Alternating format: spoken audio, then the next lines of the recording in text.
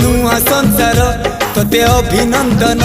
तो चल बाटरे झर फूल चंदन तो चल बाटरे झर फूल चंदन समयर चक्का भौरी घुरे घुरे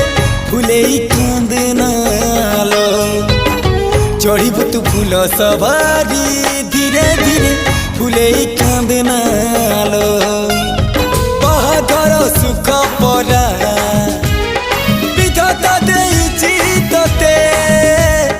विरह वेदना सबू सहिबाकु हवा मते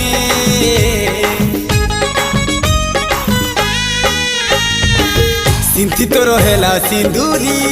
धारे धारे फूले कांदनालो चढ़ीबु तू फूल सवारी धीरे धीरे फूले कांदनालो।